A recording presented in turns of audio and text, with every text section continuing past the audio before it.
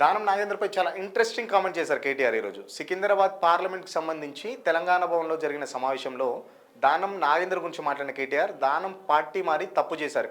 కష్టకాలంలో పార్టీని అంటుపెట్టుకోవాల్సింది పోయి అవకాశవాద రాజకీయాల కోసం కేవలం తన అవకాశవాద రాజకీయాల కోసం దానం నాగేంద్ర కాంగ్రెస్ పార్టీలోకి వెళ్ళారు.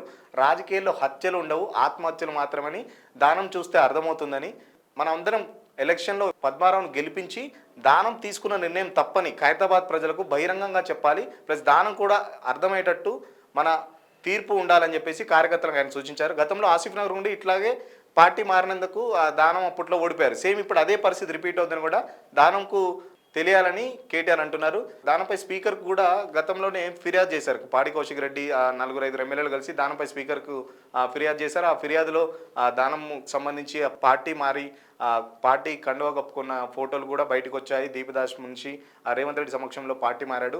సో ఈ ఫోటోలు, వీడియోస్ అన్ని ఎవిడెన్స్ కూడా స్పీకర్కి ఆల్రెడీ వాళ్ళు సబ్మిట్ చేశారు. సో స్పీకర్ నిర్ణయం, ఒకవేళ తను రాజకీయ ఒత్తిళ్ళకి ఏమన్నా తలొగ్గి స్పీకర్ నిర్ణయం తీసుకోకపోతే అవసరమైతే సుప్రీంకోర్టు వరకు వెళ్ళైనా దానంపై అనర్హత వేటు ప్రకటించే వరకు మేము పోరాడతామని చెప్పి ఆయన ఇవాళ కార్యకర్తలతో షేర్ చేసుకున్నారు.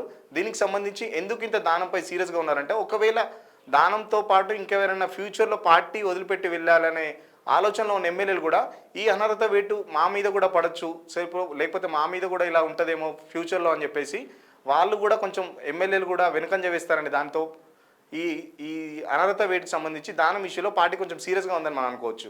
మహారాష్ట్రకు సంబంధించి ఇలాగే కొంతమంది ఎమ్మెల్యేలు సుప్రీంకోర్టు కూడా చాలా గైడ్లైన్స్ ఉన్నది. సో సుప్రీంకోర్టు గైడ్లైన్స్ ఏముందంటే, స్పీకర్ అనర్హత వేటు తీసుకోకపోతే సుప్రీంకోర్టు వరకు వెళ్ళి అయినా అనర్హత వేటు వేయించాలని చెప్పేసి పార్టీ వర్గాలు అంటున్నాయి. సో చూద్దాం, 3 నెలల్లో ఉప ఎన్నిక జరుగుతుంది. కంపల్సరీ మళ్ళీ టీఆర్ఎస్ అభ్యర్థి గెలుస్తాడు. దానం ఓడించాలని చెప్పి కార్యకర్తలు సూచించిన కేటీఆర్ రానున్న కాలంలో మరి దానంపై అనర్హత వేటు వస్తుందా లేదా అనేది కాలమే సమాధానం చెప్పాలి. Stay tune to signal TV, ఉన్నది ఉన్నట్టుగా.